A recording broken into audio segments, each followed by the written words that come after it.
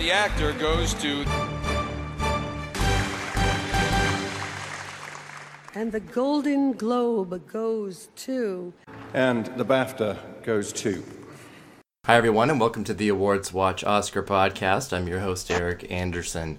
This is Oscar podcast number 64. It is Monday, just after the BAFTAs. And so now we have got pretty much everything under the belt that we need to make our close to final or final predictions. But while there's a lot that's pretty much sewed up and locked in, there's at least a couple of categories that need a lot of examination, not the least of which is the top category, Best Picture. And with me today, I have Gold Rush gang member Matt Dinn. Hello, Matt. Hi, how are you? I am nervous, but good. Thank you very much for joining today. So the BAFTAs kind of went either exactly as we expected, or certainly rubber stamped what we've seen so far. And I sort of felt if there was going to be any shakeups, this is where it would have finally happened, and it didn't. All four acting frontrunners have won every single thing since the televised awards started. So that's Gary Oldman and Frances McDormand and Sam Rockwell and Allison Janney. They have Critics' Choice, SAG, Golden Globe, BAFTA. That's never, ever, ever happened. And, you know, we're only talking about, 23 years of Critics' Choice? But that's still substantial. And it's substantial because we're talking about a year where we're already going to be assured that some history and stats and streaks are going to be broken on Oscar night. We just don't know exactly which one.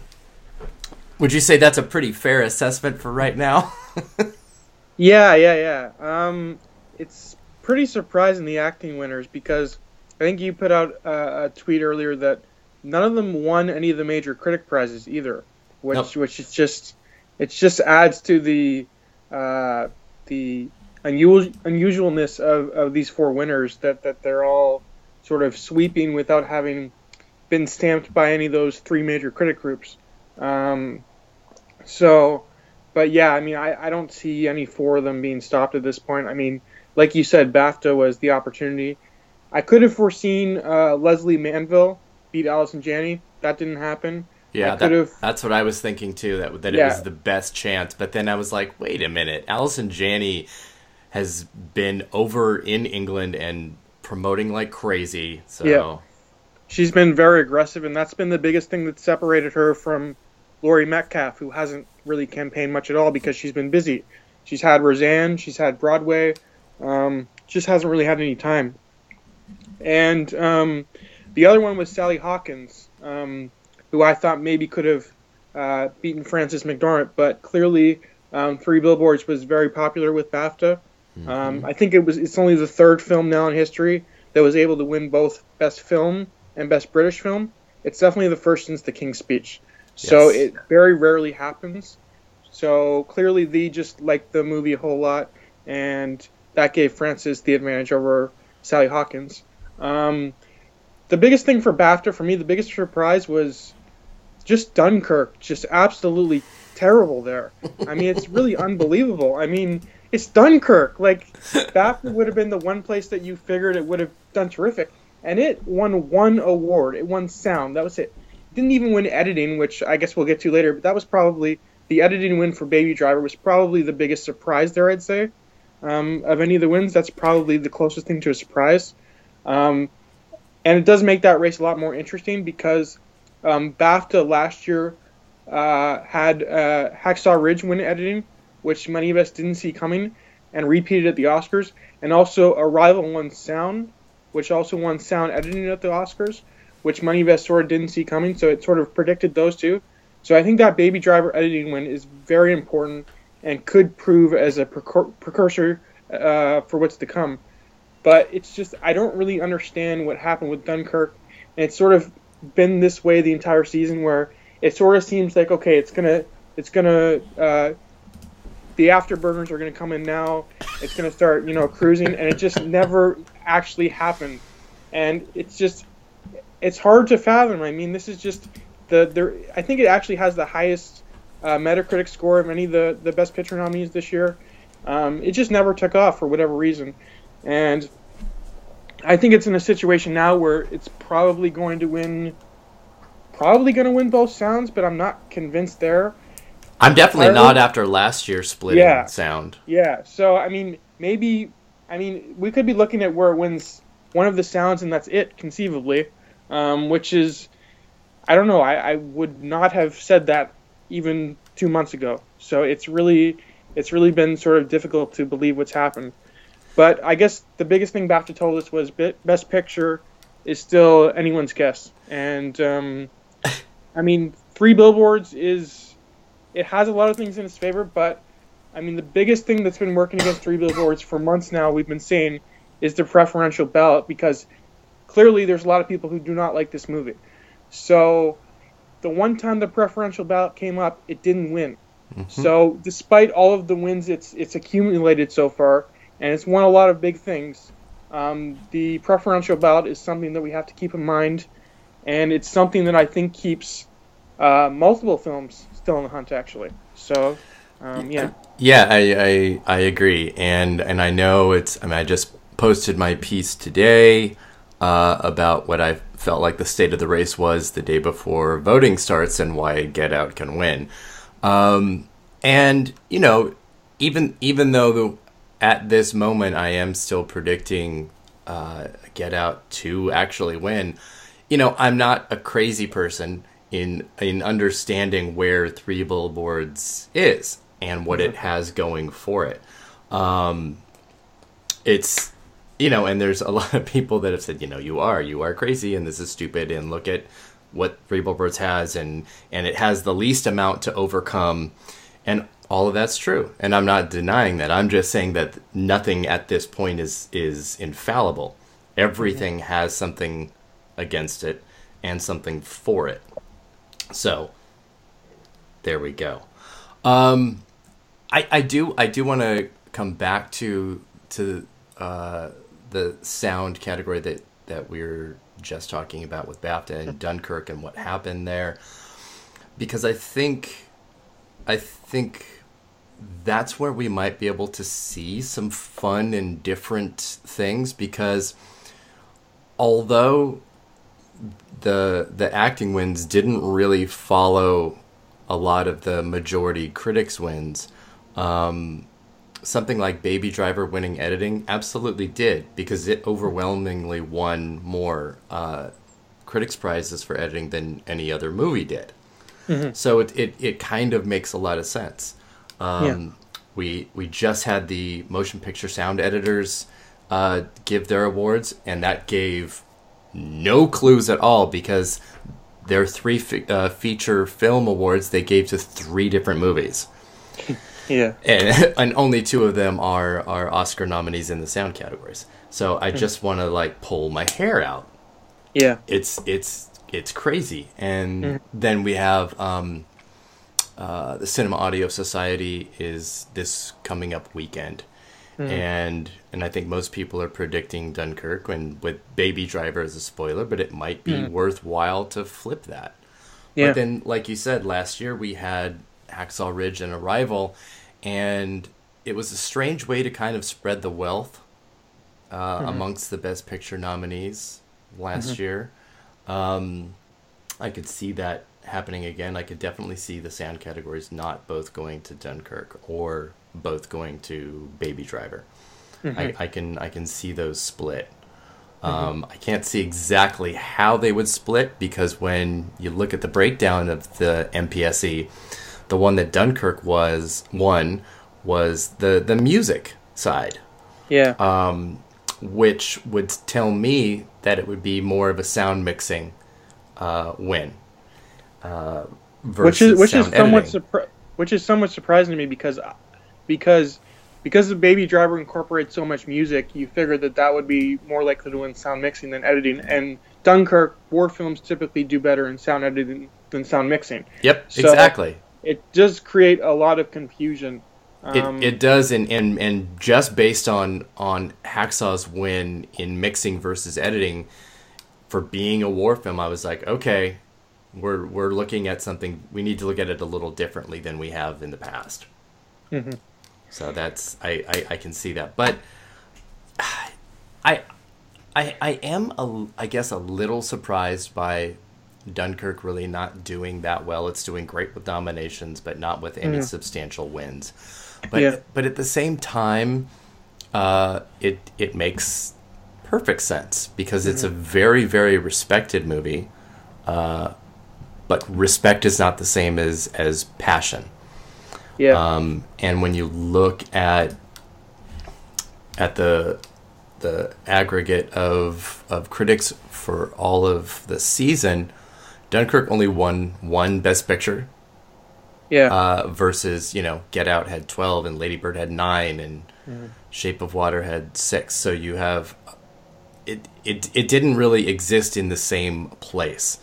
Despite the fact that Nolan won 10 Critics Awards for directing. So there was definitely a split there with critics and with voters, and I think that's kind of what we're seeing with the film now, just across the board in the Globes and anywhere else that we're looking at, is that there's support, but it's not nearly what some people, I guess, maybe were hoping for or kept pushing for. Yeah, that did not happen.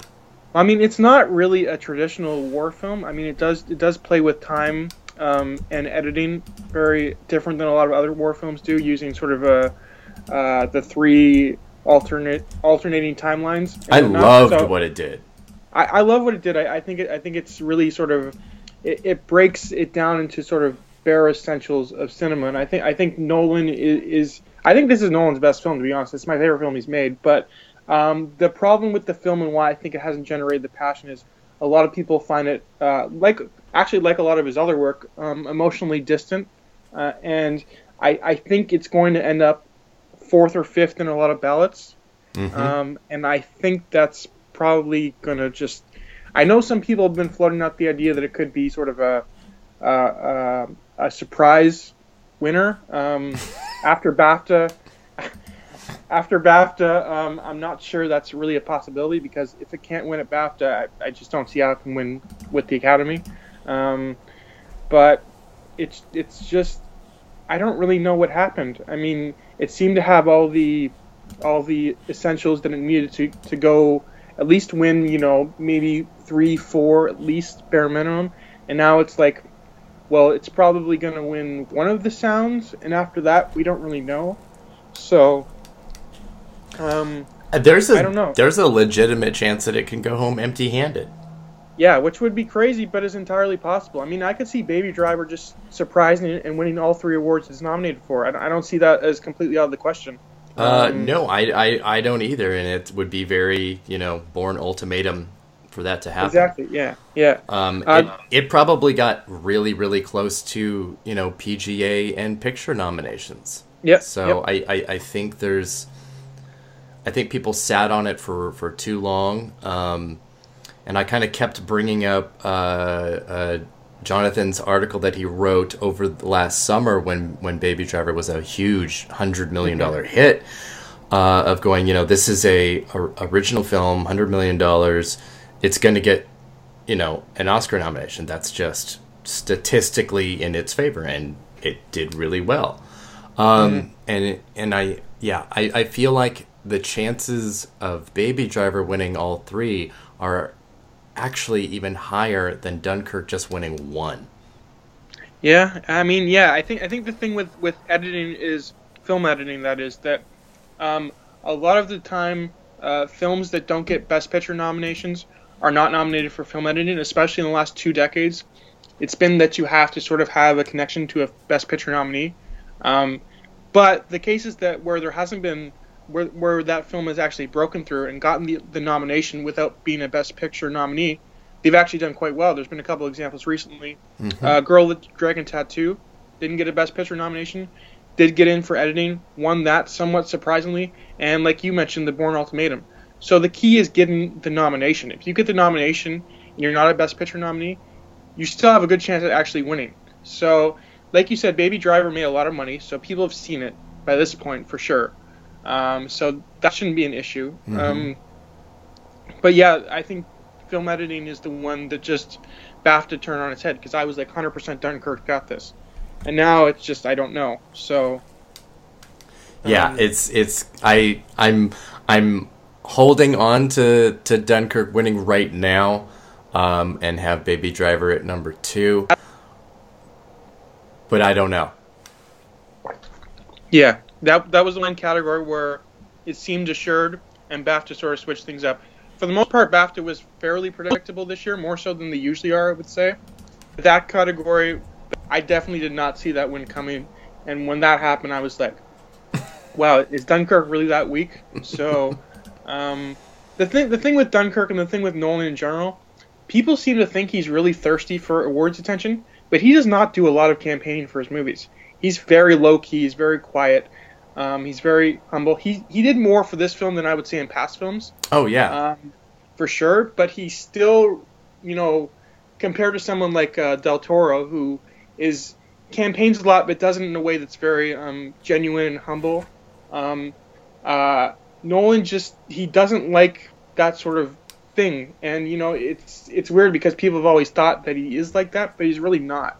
And I think that is hurting his film a bit, because he's such a huge figure in the industry, how much money he's made in the industry for the industry, that people I think want to hear him sort of speak candidly and sort of wine and dine, but he's just not like that. He's never been like that. So I think that's hurt his film a lot, and his chances a lot, because I can't believe he lost BAFTA.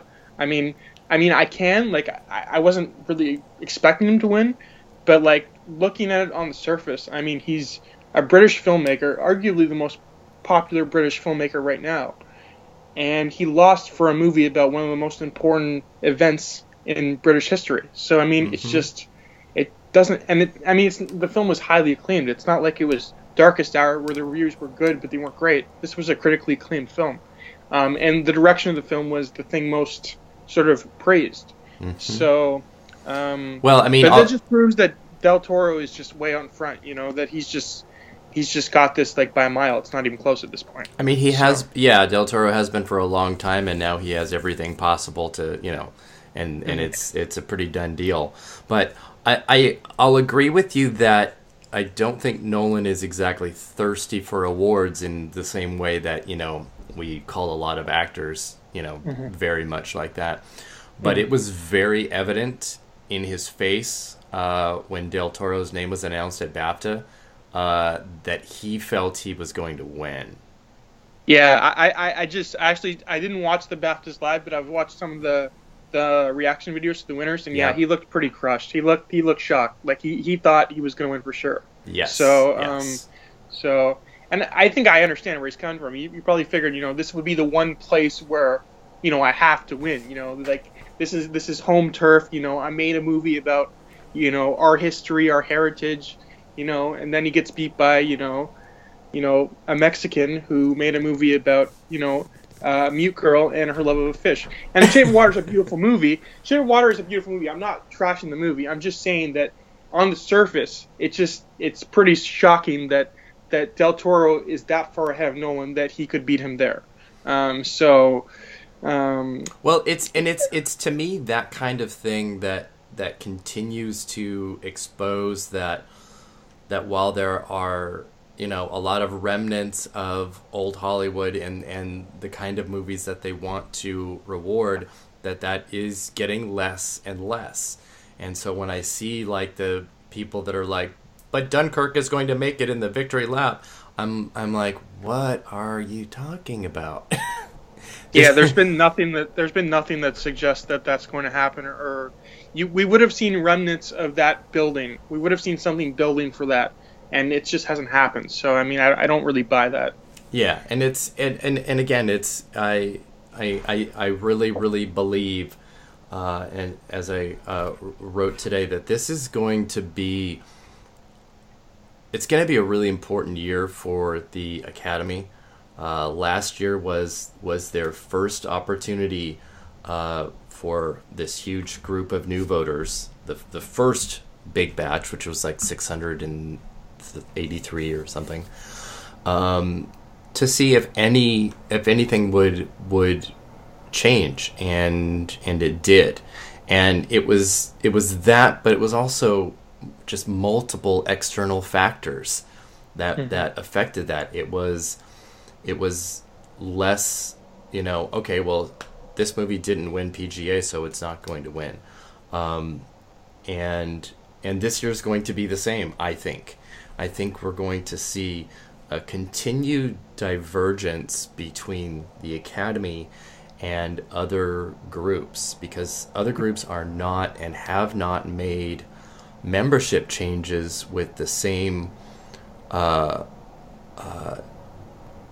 efficiency and quickness that the Academy has in the last 2 years.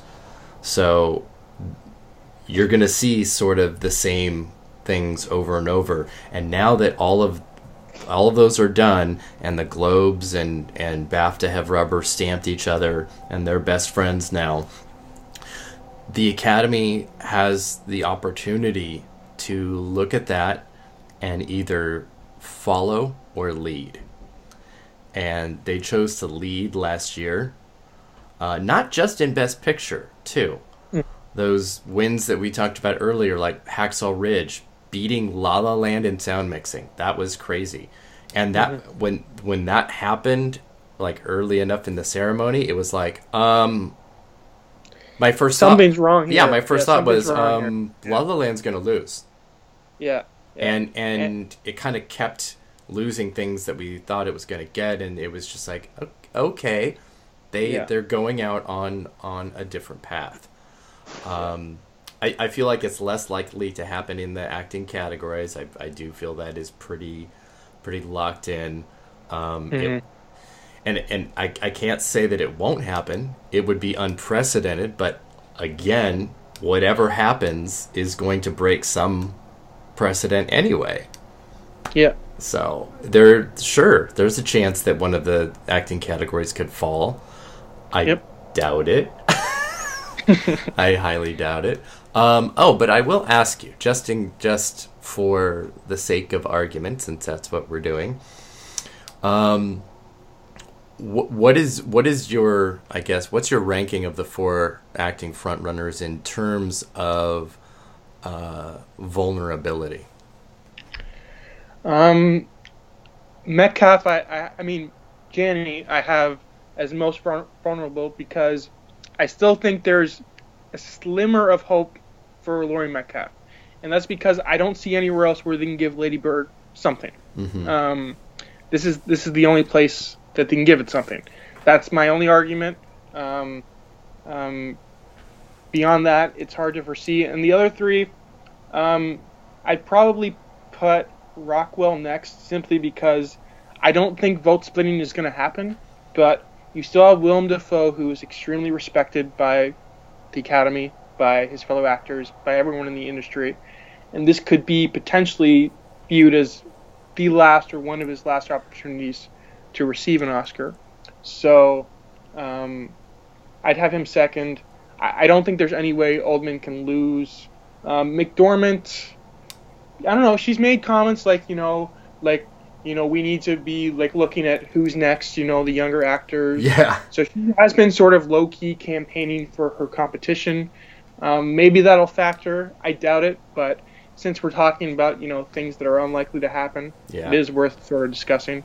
But I still think Janney is most vulnerable, because Tonya underperformed at the Oscars, and if they really want to give Lady Bird something, and considering how loved it's been throughout the year, this is their place to give it something, because I don't think it's going to win Screenplay at this point. I think that's firmly between Get Out and Three Billboards. I think it's probably a fairly distant third at this point. Yes. So So I think Metcalf is it. That it's either her or nothing. So and I do think there's a chance. She hasn't campaigned, but that performance still, it registered significantly with critics.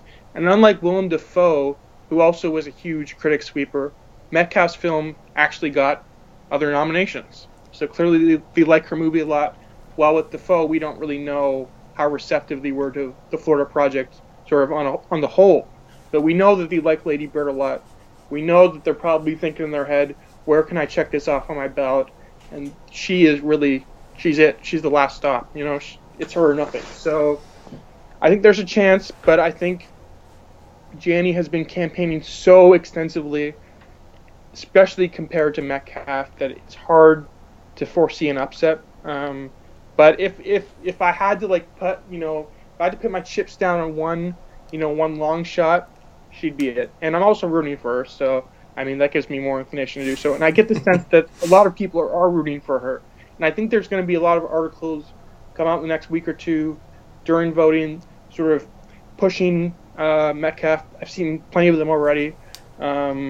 So will that make a difference? I have no idea, but all I'll say is there were a lot of articles similar to that about Moonlight last year while voting was going on, whatnot. Whether that made an impact or not, we don't really know for sure, but they were out there and ended up winning, so who knows?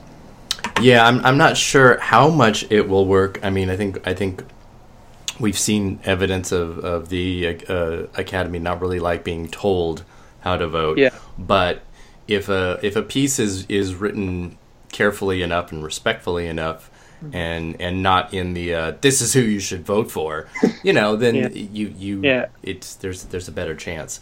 I totally get where you are there with Janney as the most vulnerable. I can see that. I want to say that, but I think I'm closer to Rockwell being that person, and it's only because it's not because of Harrelson. But it's only because if the voters do look at the film with any divisiveness, I feel like Rockwell stands the best chance. He stands to lose the most. To lose, yeah, because he represents the element of the backlash most visibly. Yeah. And which, through no fault of his own, it's a great performance. And I get what you're saying. He's very well liked, so there isn't that, and he's campaigning, not the same way that and level that Janney is, but he is, and clearly Woody Harrelson has stepped back from anything to let that happen. But then if you're looking at Defoe as the upset, it's the sole nomination, and that worked great for Christopher Plummer. Yeah. But he won everything leading up to it. Yeah. And Defoe would have had to have done that too. So he will join Michelle Pfeiffer as the only other person to win New York, LA, NBR, and National Society of Film Critics, and then lose the Oscar. Which is pretty crazy when you think about it, because this is his third nomination. I think he's in his 60s now, or at least close to in that range. So you would think that this would be sort of considered his time, but I guess the film just didn't. We all thought that despite sort of the lack of precursor support for the Florida Project, that was going to be the film that sort of snuck in there based on passion votes. Yep. I know I did. I was predicting picture and director nominations, I think. I think the majority of pundits were, at least for picture, and a lot for Baker. Yeah, and it just, because it seemed to be that film, it seemed to hit all the sort of the necessities of that film that was going to surprise and sort of sneak in there last second, like we saw with Room, like we saw with Beast of the Southern Wild, directing a child actor who hadn't acted before, much like those two films had. So it seemed to sort of hit all of those parameters. And then it didn't happen, and when it didn't happen, I thought, well, that's probably it for Defoe, because it's just hard to see. But I think what you're saying about Rockwell's character is fair. Now, you can get into a debate about whether it's fair to pin that on Rockwell himself, but it's possible that the voters could view it that way, right or wrong, and vote against him. Not necessarily vote against him so much as vote in favor of Defoe. Yes. But Rockwell has been campaigning a lot. He's been he's very well liked. He's very down to earth type guy. Actually, a lot more sort of shy and quiet than I think people think because of the characters he plays. He's very. You can see in his speeches he's very nervous. Even a lot of the talk shows he does, he's very low key. But you're right. The character. I'd been thinking about that lately. That his character specifically seems to be the biggest target of criticism for that film. So will it hurt him? I don't think so. But I mean, at least not to the extent where I think he'll lose. I think it only hurts him if the overall perception of the film is like that, and the voting elsewhere is like that. I don't think he I don't think he can win and then the film loses Best Picture. Mm-hmm. I think things have to happen together. Yeah, I agree. And I guess the other thing that works in favor of Rockwell and McDormand, even the screenplay for that film, is they're not voted on with a preferential ballot. Those categories are just plurality ballots where it's just pick one person. So Rockwell doesn't have to deal with a bunch of people putting him fifth, for example, because they don't like his character. He's either going to get a vote or not going to get a vote from people. And the same goes for McDormand and the screenplay. That's the one hurdle the film will have to overcome in Best Picture, and the hurdle that many of us believe is the main reason why it has a chance of not winning, along with the lack of a director nomination. But I would say more so the preferential ballot is the biggest thing keeping people from saying, yeah, this is way out in front, the frontrunner. If this was the old way of voting, I would be 100% on board with Three Billboards winning. I would think very confidently that it is winning. But I just know way too many people who don't like this movie. Yeah. Way too many people. I'm not necessarily saying they're Academy members. But there has to be people there too, based on a lot of averages, that don't like it. And I know a lot of pundits have talked to Academy members who point blank told them don't like it. And a lot of them have suggested that the same thing happened with La La Land last year, and they didn't listen, and it cost them. Mm-hmm. So I have to keep that in the back of my mind. And Three Billboards isn't even in the same situation with as La La Land was last year. It's not way out in front. At best, it's sort of holding co-frontrunner status with Shape of Water, I would say. Well, and it's also not a light movie the way that La La Land was in the face of an election that really destroyed a lot of people's just faith. Yeah. No, Three Billboards, obviously the main criticism has been that a lot of people do not like that it's an outsider's view of America, right? Mm-hmm. And that's why it's understandable that it would play well to BAFTA and would play well to the Hollywood Foreign Press Association, who live in Los Angeles, Hollywood, but are, foreign by definition. So this is now going to be a situation where it has to play to a fully American, for the most part, American industry.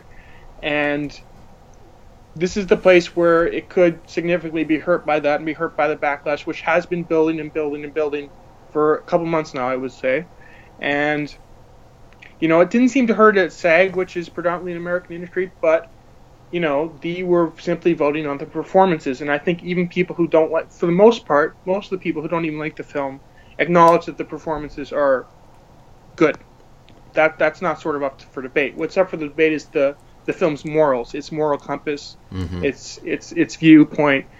That's what's up for debate. So yes, people can say, well, it won 3 SAG awards, so clearly they like the movie a lot. Well, I guess to me that just means they like the performances a lot. And most of the people who I talk to who don't like the film acknowledge that the performances are strong. That's not necessarily connected to me. What I have been toying with lately, and I know you have been too, is Get Out. I don't see so much that's holding it back so much as that I look at Shape of Water, I look at Three Billboards, and I see so many holes in both of them, and I say, Get Out feels the most timely. Get Out has the most money to spend campaign-wise because of how much money it made. And I say, if I'm Universal, just spend a whole bunch of money the next week and a half and see what happens. Because and they are. They are. They absolutely are.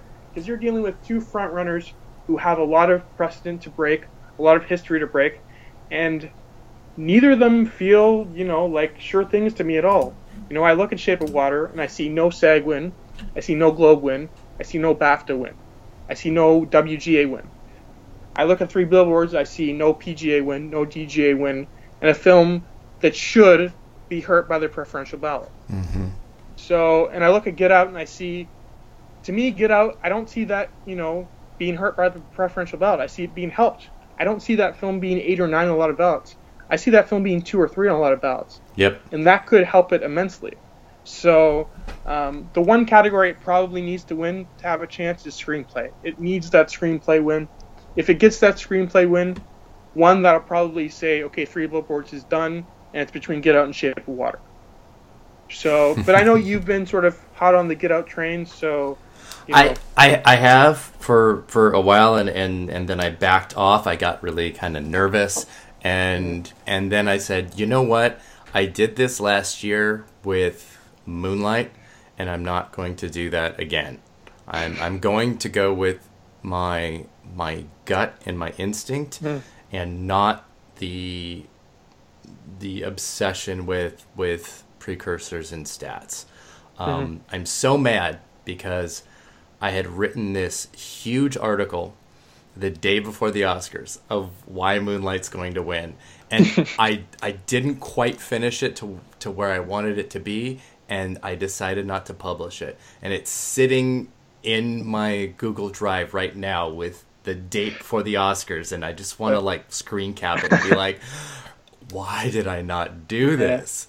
And it was for all the reasons I've been talking about in the podcast, is that you have to at some point start letting go of precursors and statistics and look at the Academy, its makeup, what's happening right now, what each of these movies represent, and what the legacy of those movies will be.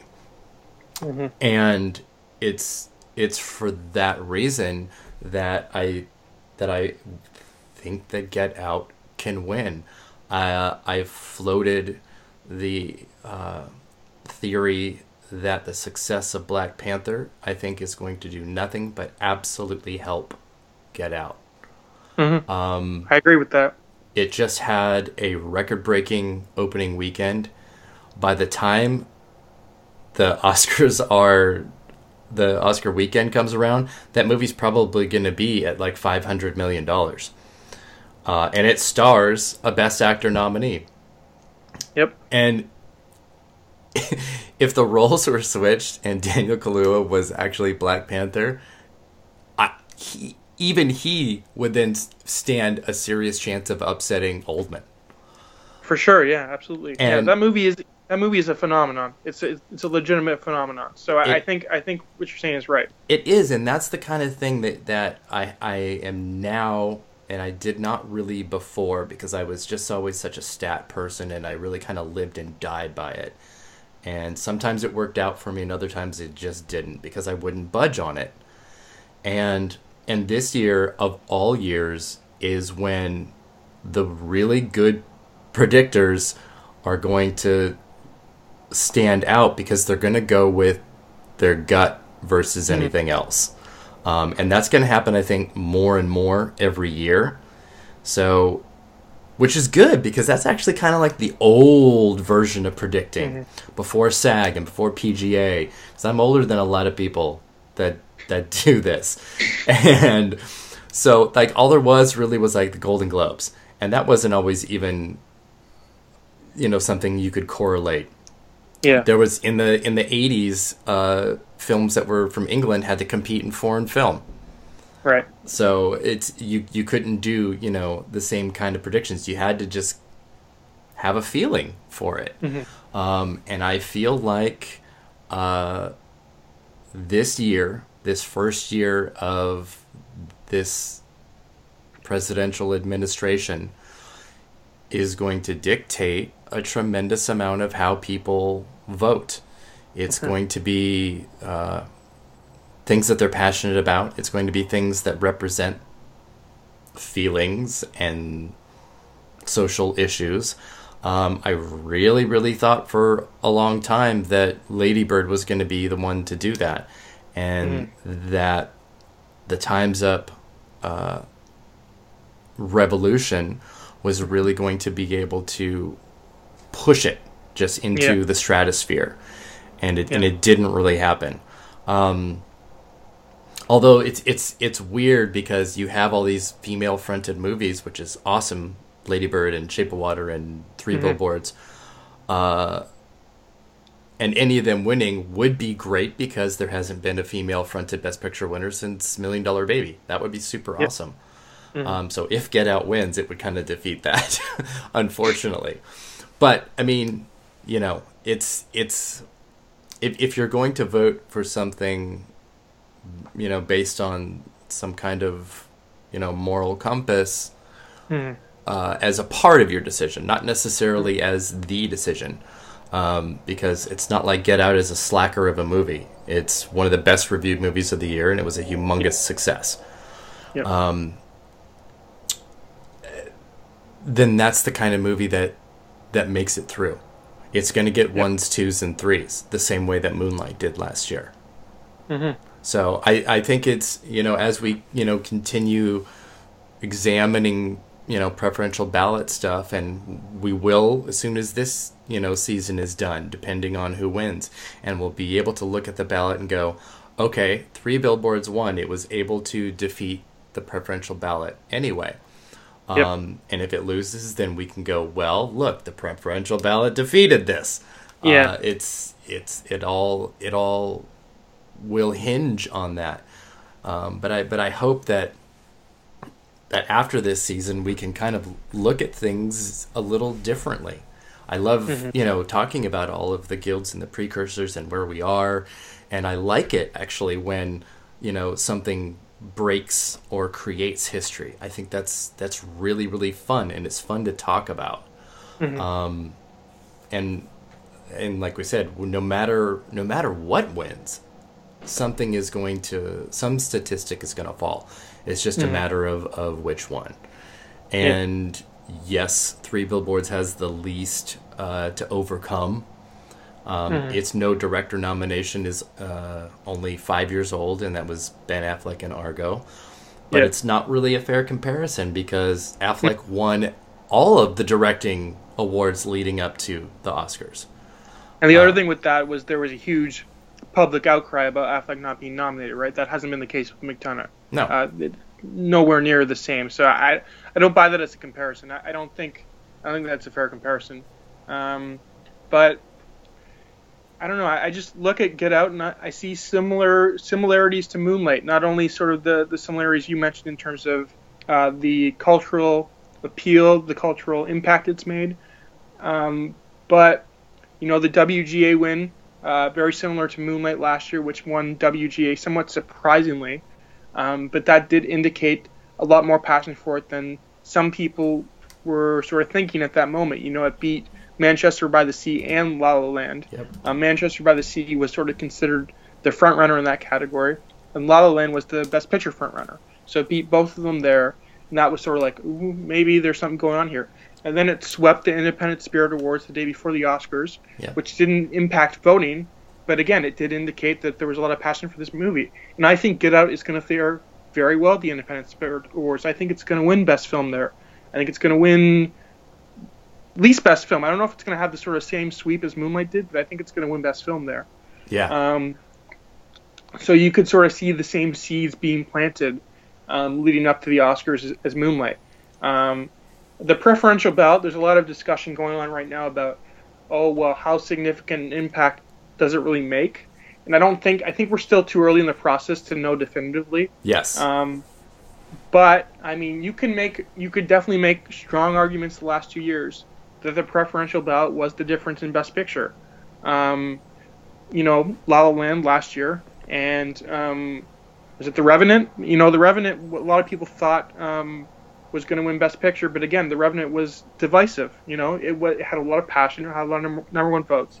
It won BAFTA, it won DGA, it won the Globe, but it lost the two places the preferential ballot came into play, PGA and the Oscars. Yep. Now, the PGA thing was a little weird because, in hindsight, that win for The Big Short makes absolutely no sense. It doesn't. I don't understand how that won PGA. Spotlight would have made sense. The Big Short, I don't know. Because The Big Short was pretty divisive, too. I wouldn't say maybe not quite as divisive as The Revenant, but The Big Short shouldn't have won on a preferential ballot, let alone any ballot. So, I mean, not that it's a terrible movie. No, I totally agree with you. It's still one of the biggest head scratchers of the last few years.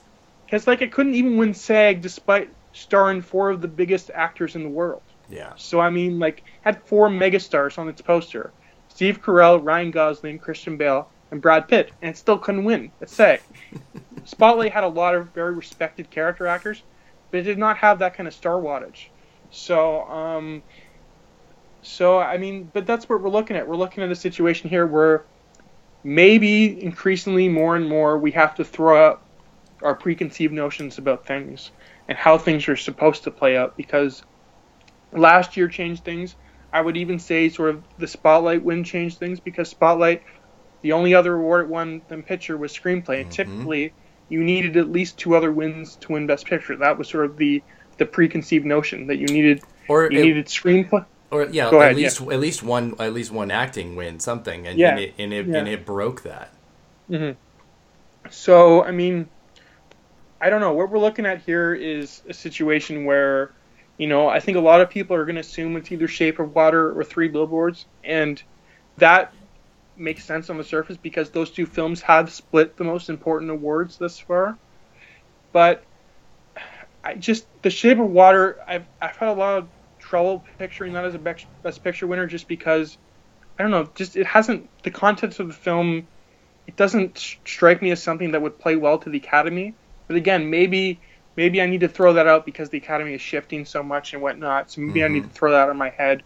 And Three Billboards, director nomination is troubling to me, but obviously what's more troubling is the preferential ballot and the fact that a lot of people don't like the movie. So those two factors combined, it just makes it hard for me to think that that's going to win. I mean, I'm a fan of the film, but I know, like I said, there's just too many people who I know who don't like this movie, and don't like the movie in a very, you know, genuine and passionate way. They feel that it's offensive in a lot of ways, and that it doesn't deserve awards, and they have a lot of problems with how the movie goes about presenting race relations and whatnot. So, and I completely understand where they're coming from. So it's, and then Shape of Water, you know, I think the last time a film lost BAFTA, Globe, and SAG and won Best Picture was The Departed, which is big. And then the last film that didn't receive a SAG Ensemble nomination and won Best Picture was Braveheart. And that SAG Ensemble snub is something that I'm still having trouble with, because this movie has a cast. It's not like La La Land where it's two people. This movie has 4 or 5 significant roles for well-respected actors. So that's troubling to me. The lack of a televised Best Picture win is troubling to me. So those two things combined. No, it won Critics' Choice. Right. Critics' Choice. I apologize. But I mean, no BAFTA, no Globe, no SAG. Yeah. It's just, and then Three Billboards.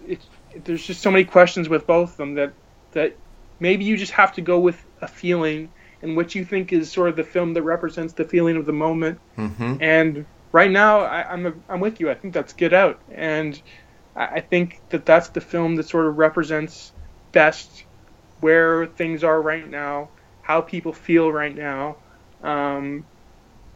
and how sort of its immense success. You know, it's an original high concept movie that made so much money on such a small budget too. And it was such a genuine cultural phenomenon, much like Black Panther is right now, that in a way that Shape of Water and Three Billboards aren't. I mean, Shape of Water and Three Billboards are both doing very well at the box office. I think they made in or around 50 million domestic apiece, which is good, but that's not comparable to Get Out.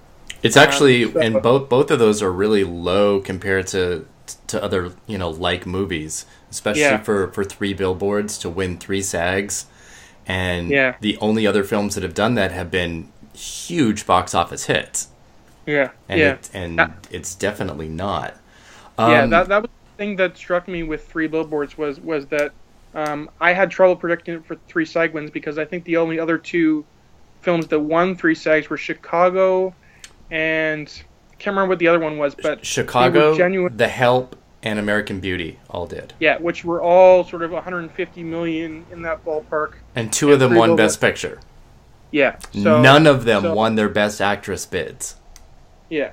So maybe there you go for Sally Hawkins or Ronin supporters out there. I mean, there's your bit of statistical cling to hope to. But well, yeah, I mean, and on Three Billboards' side too, not so I don't sound like I'm a hater or anything, is it broke the supporting actor streak. Mm-hmm. Which at the Oscar nominations, which was huge, mm-hmm. And then it broke the SAG stat of no actress winning lead actress twice. Yeah, and that's completely substantial. It's very real. Yeah, and it's you can't really deny that. Yeah, but then at the same time, like we just mentioned. Only 3 other movies have done that. 2 of them won Best Picture. 1 of them didn't. None of them transferred their Best Actress SAG wins to Best Actress Oscar wins. Yeah. The only thing is I don't think, at least in this, there isn't a competitor that is in the same position, really. There isn't a Meryl Streep in Iron Lady. Yeah. There isn't a Hilary Swank in Boys Don't Cry.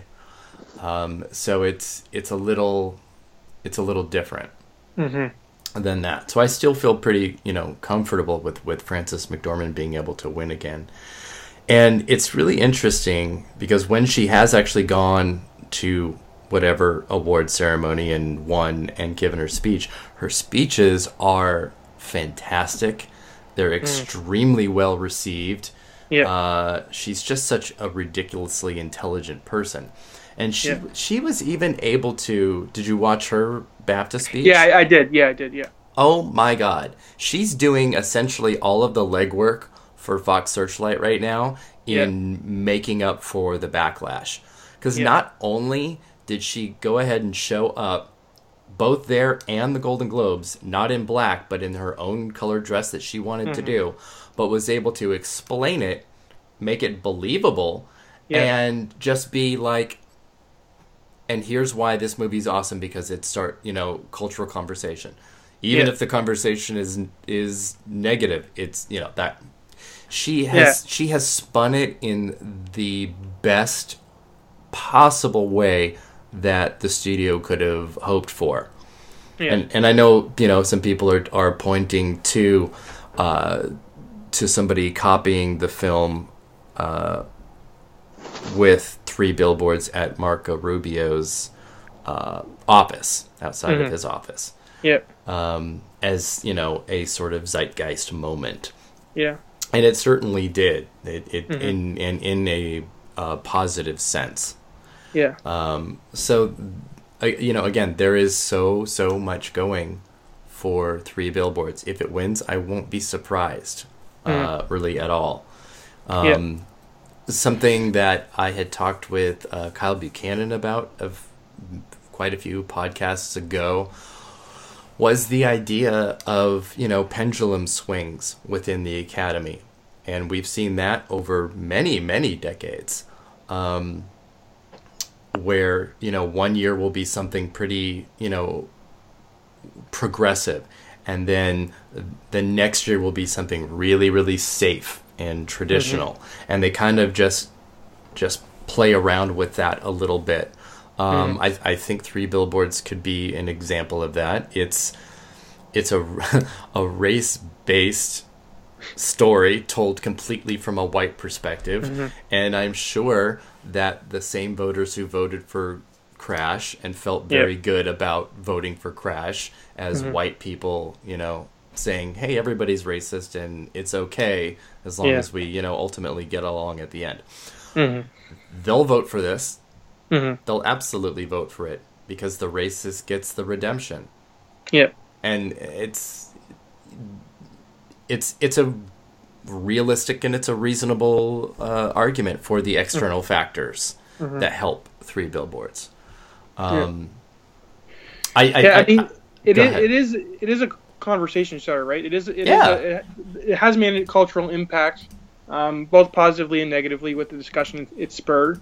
But I mean, it is a conversation starter, which, whatever side of the fence you fall on the film, most films just aren't. So, I mean, that is something that is benefiting it. It does have it has taken hold of something in sort of the moment we're living in. And while some people view that, that it's viewed that in a positive way and some view it in a negative way, it has sort of caught hold of something, and that's hard to sort of deny, and its impact is hard to sort of deny.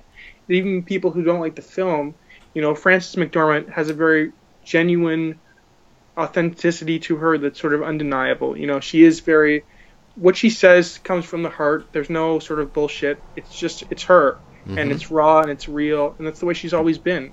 So I think she's the perfect sort of she's the perfect representative for the film, because absolutely whatever missteps the film makes, sort of morally, ethically, she is someone who can sort of right the ship on that and make it seem like it's sort of not quite the way some people are perceiving it as, which whether it is or isn't sort of is irrelevant. The fact of the matter is she is someone that is perfect to help mitigate the problems people have with the film and sort of steer it in a different light. So I think she's doing a fantastic job with that, and I think she's aware that people have issues with this film, and she's trying to paint it in a different way.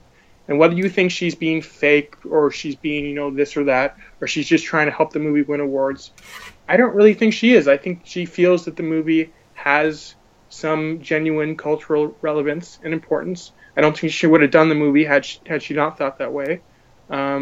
So she's just expressing that in the only way she knows how, and the only way I think she knows how is to be Frances McDormand. So I don't think she's being fake. I think she's being super, super shrewd, though. Yeah. Because she snubbed the Oscar luncheon. Yeah. But she showed up to the African American Film Critics ceremony to accept which was her award. very, very canny of her. I think she's aware that this movie has had some criticism directed to it from certain communities, and that's certainly one of them. And I think she's raising awareness in the correct way. Absolutely. That's why she's the best ambassador for this movie. Yeah. Yeah. I think she's done a great job. She hasn't campaigned extensively, but what she said has spoken volumes and has spoken in the correct way, in the correct tone, and I think it's registered really well, and I think it's helped the film a lot. I agree. So I mean, I still have so many sort of problems with Three Billboards winning in terms of the things it has to overcome, both sort of statistic based and just general opinion based on people I talked to about the movie.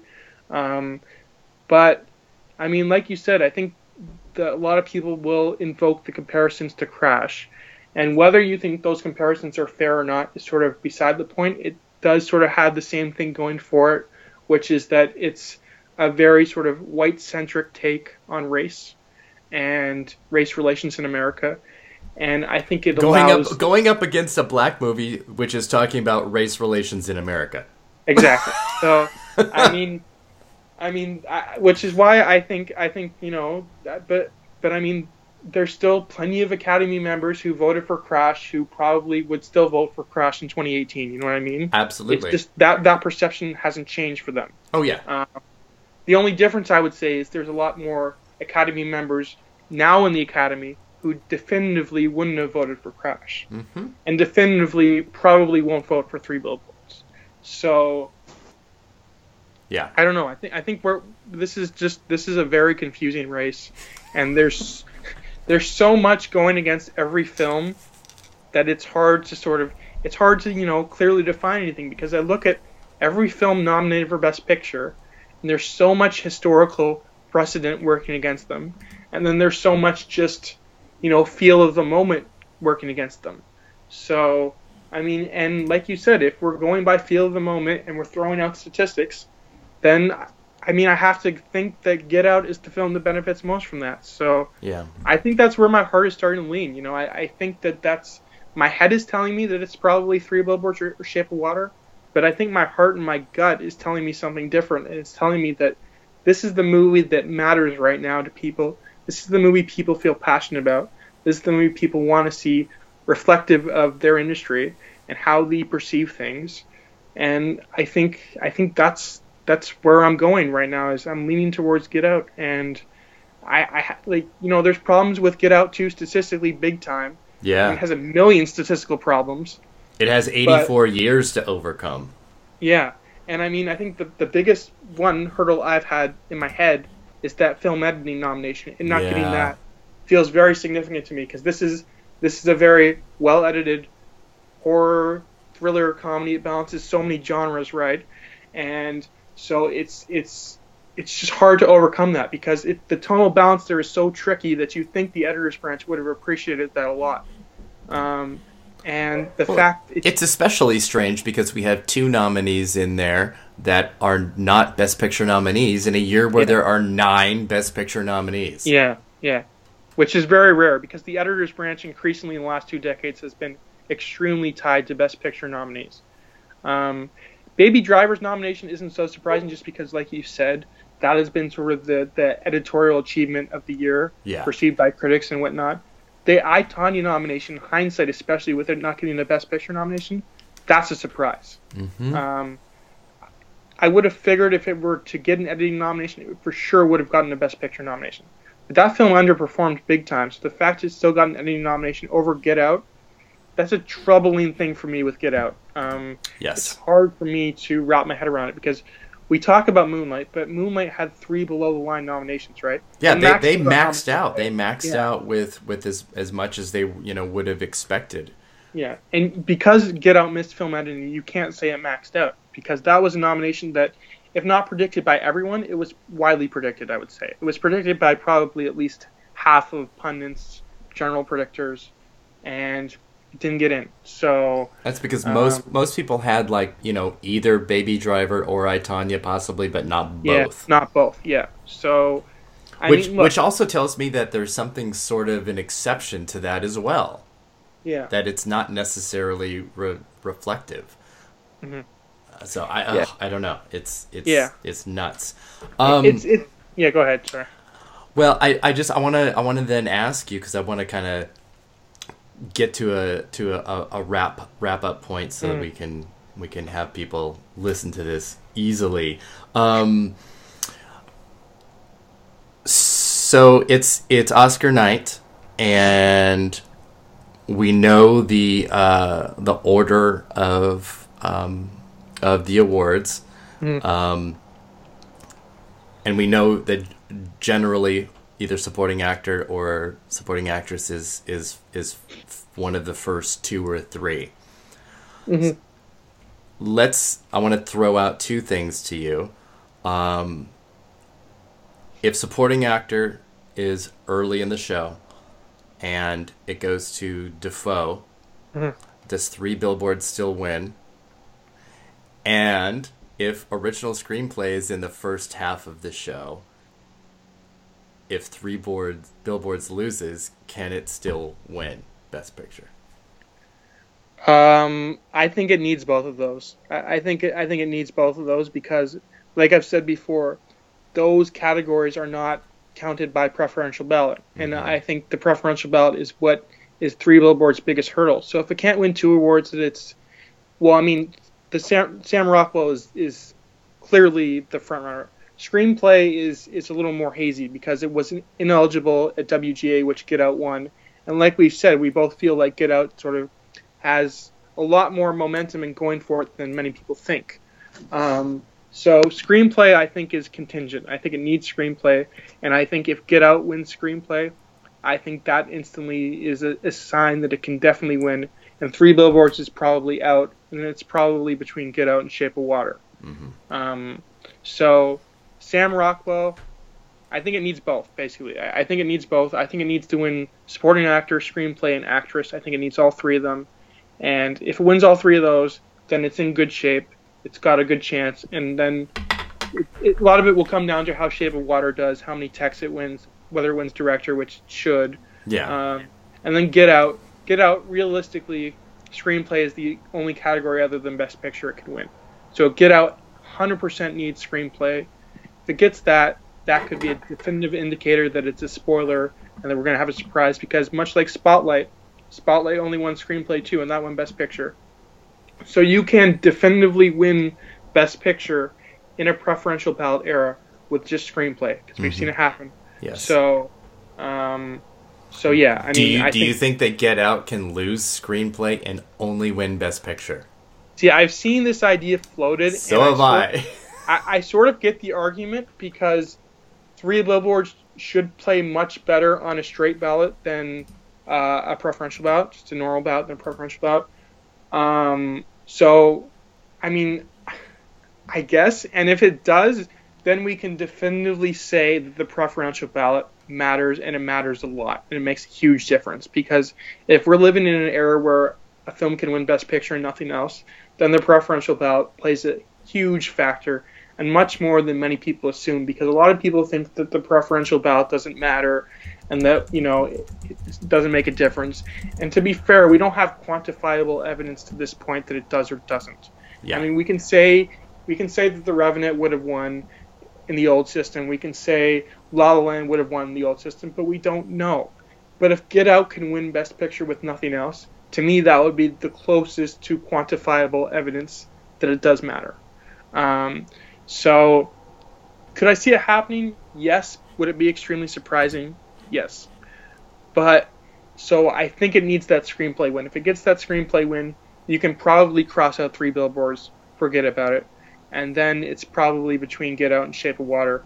And I think a lot of that will come down to how many tech Shape of Water wins, much like La La Land. If we see sort of Shape of Water dropping, like, say, production design, which I don't see happening, but if it were to happen, that could be an indicator, so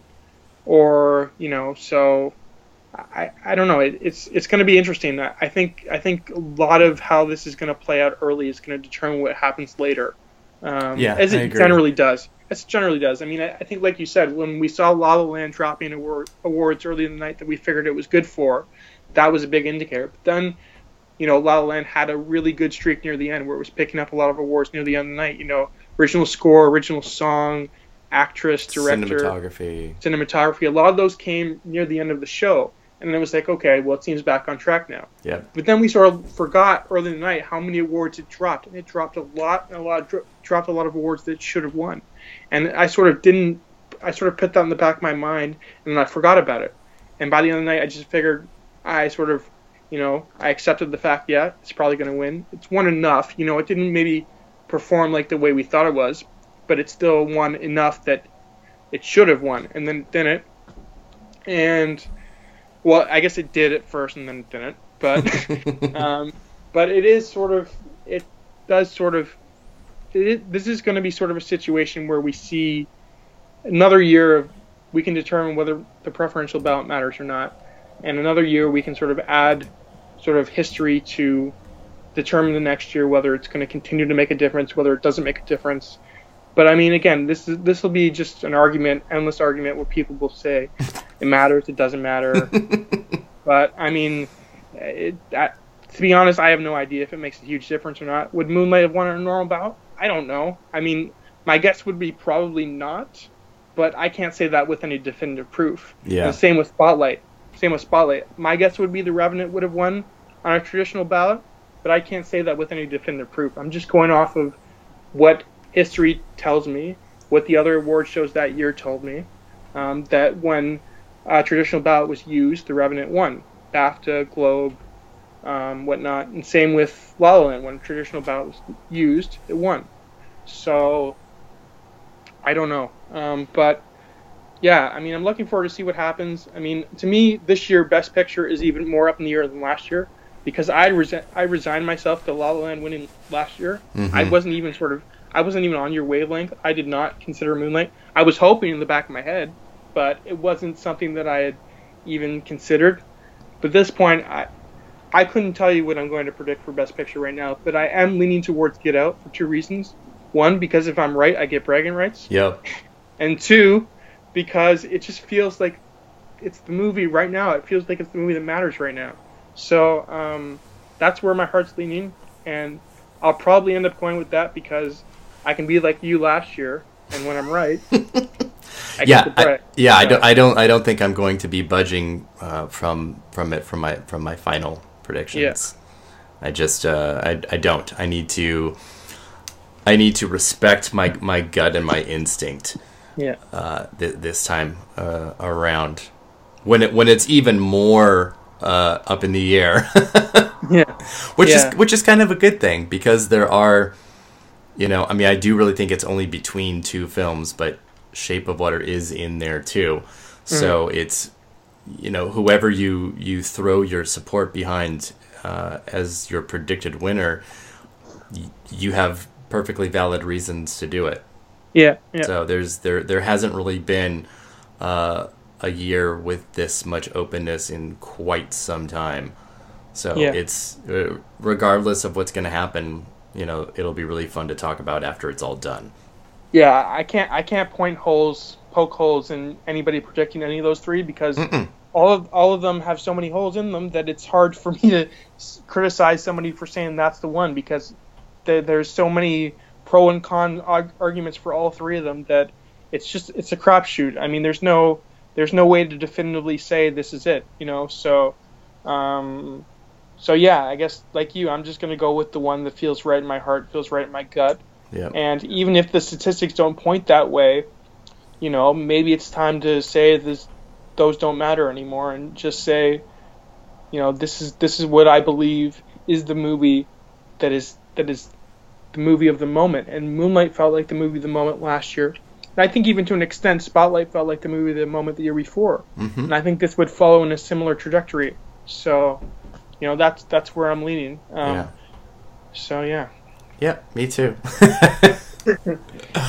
All right, good. I think this is a good place to wrap. Before there will be one more final prediction podcast. It will be next week.